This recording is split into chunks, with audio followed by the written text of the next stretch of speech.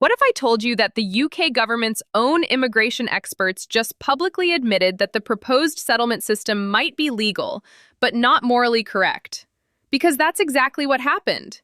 In January 2026, during a one-hour parliamentary hearing, members of the Migration Advisory Committee, the economists and migration experts who analyze data and directly advise the UK government, sat in front of the Home Affairs Committee and did something extraordinary. They outlined 10 major systemic flaws in the proposed indefinite leave to remain reforms. Not activists, not protest groups, not opinion pieces, the government's own advisors. And despite hearing detailed warnings about unfairness, exploitation risks, gender inequality, child hardship, and wage suppression, the government appears ready to move forward. Today on GoUKGo, we're breaking down exactly what was said, what those 10 flaws mean for you, and the one overlooked strategy that could dramatically change your settlement timeline. If you're an international worker in the UK, this is not optional information. This directly affects your future. Let's start with why this hearing matters so much. The Migration Advisory Committee, or MAC, is not a political campaign group. It's an independent panel of economists, labor market specialists, and migration researchers. When the government wants evidence on the economic impact of immigration changes, they turn to MAC. Historically, MAC recommendations often shape policy. So when MAC identifies structural flaws in a proposal, policymakers usually take notice. But during this hearing, something unusual happened. One committee member stated clearly on the parliamentary record that while the proposals may be legally defensible, they are not morally correct. That is an extraordinary statement from a government advisor. Now, let's walk through the 10 flaws they identified, because each one reveals how this system may actually function in real life, not just on paper. The first major flaw is what many are calling the dependent visa trap, particularly affecting nurses. Nursing is officially classified as a highly skilled profession eligible for a 5-year settlement pathway.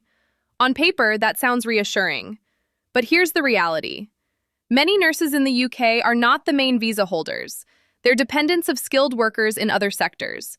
If the primary applicant works in a role classified as medium-skilled under the proposed framework and faces a 15-year settlement timeline, the dependent nurse inherits that longer route, even though nursing itself qualifies for 5 years.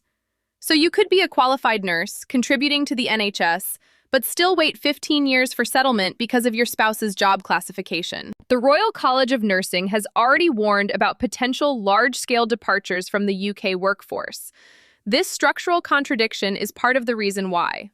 The second flaw is the disproportionate impact on women. The committee highlighted that women are statistically more likely to be dependents rather than primary applicants. They are also more likely to reduce working hours or temporarily leave employment due to childcare responsibilities. Under the proposed mandatory work consistency requirements, which may demand 3 to 5 continuous years of employment, many women could see their settlement clock extended simply because they paused work to care for children. This creates a systemic disadvantage. The experts acknowledged it. They recognized that the structure penalizes caregiving, something overwhelmingly undertaken by women. The third flaw centers on household income versus individual income. Imagine this scenario. One spouse earns £60,000 per year. The other earns £10,000 part-time while managing childcare. As a household, they contribute £70,000 annually. They pay taxes. They claim no public funds. But under an individual income assessment model, the higher earner qualifies faster, potentially at 5 years, while the lower earner could face a 10-year route or even disqualification. The experts flagged this as a major fairness issue. Now the government is reportedly considering household-based calculations to address it, but that adds complexity to an already complicated framework. The fourth flaw might be the most visibly illogical: the SOC code injustice. Here's how it works. A software developer earning £80,000 annually qualifies for settlement in 5 years because the role is classified at RQF level 6 or above. A hotel manager earning £90,000, more money, more tax, potentially more responsibility, may face a 15-year route simply because hotel management doesn't require a university degree and falls below RQF level 6. Higher earnings, greater economic contribution, longer wait. The committee questioned whether job classification alone should override real economic impact. If the system claims to reward contribution, this contradiction is hard to defend. The fifth flaw concerns children, potentially hundreds of thousands of them. Extending settlement timelines from 5 years to 10 or 15 years means families must repeatedly renew visas every 2 years.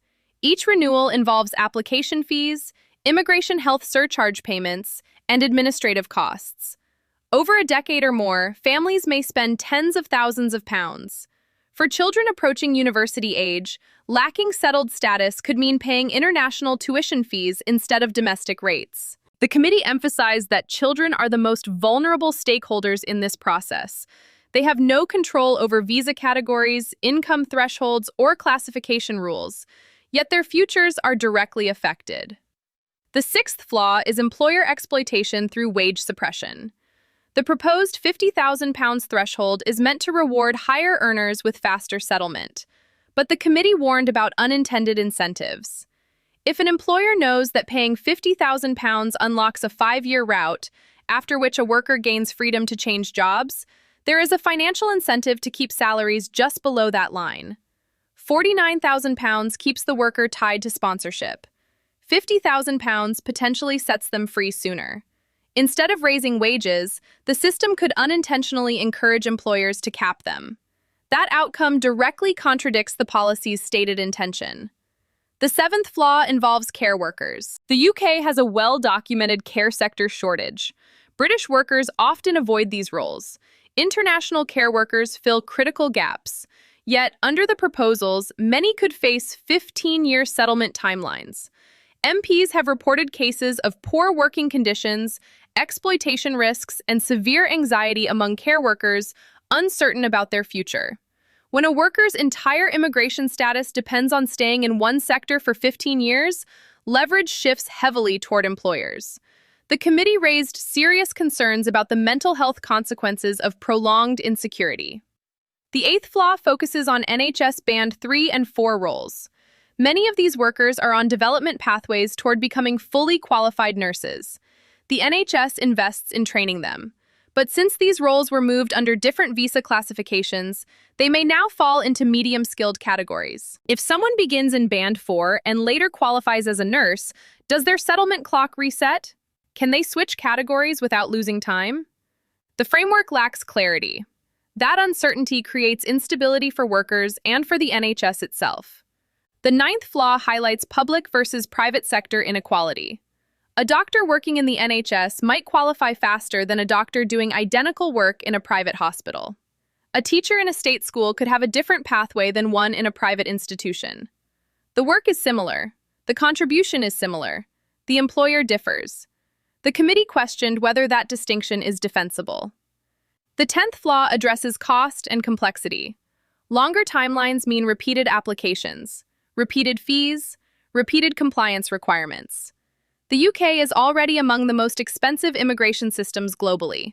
Extending routes to 10 or 15 years compounds that burden. If the government's goal is to attract global talent, complexity and cost send the opposite message. So where does this leave you? The experts have laid out 10 structural concerns. The government has heard them, and unless last-minute consultation changes occur, many of these elements may be implemented. But within the proposals lies one mechanism that could significantly alter outcomes: volunteering. Under the proposed point-based enhancements, sustained volunteering with registered charities may reduce settlement timelines. Details are not finalized, but the principle is acknowledged. Consistent, documented community contribution could potentially shorten your route. This is not speculation. It was discussed in the policy framework. If you are already in the UK and you are eligible to volunteer, documenting structured volunteer work with registered charities could become one of the most strategic moves you make. We are entering a period where proactive positioning matters. Now let's recap clearly. Dependent nurses may be locked into longer routes despite working in 5-year professions. Women could face structural disadvantages tied to caregiving patterns. Households may be split across settlement timelines due to individual income calculations. Job classification may override actual economic contribution. Children could face financial hardship and educational limitations. Employers may be incentivized to suppress wages below key thresholds. Care workers risk long-term vulnerability and exploitation. NHS development staff face classification uncertainty. Public versus private sector workers may experience unequal treatment. And overall, costs and complexity could escalate dramatically. These aren't online rumors. These were the expert assessments presented to Parliament. As the end of March announcement approaches, clarity will emerge. On GoUKGo, we will analyze every detail the moment the government releases its official response. If you found this breakdown valuable, make sure you subscribe to GoUKGo so you don't miss that analysis. Comment below, which of these flaws impacts your situation most directly? Are you in a dependent route? Are you near the £50,000 threshold? Are you considering volunteering? Share this video with other international professionals who need to understand what's coming. This is not about panic. It's about preparation. Immigration systems evolve, policies shift, but informed decisions create leverage. The experts have spoken. Now it's time for you to position yourself strategically. This is GoUKGo, where we don't just report immigration news, we break it down so you can navigate it intelligently. I'll see you in the next analysis the moment the official announcement drops. Until then, stay informed, document everything, and move strategically.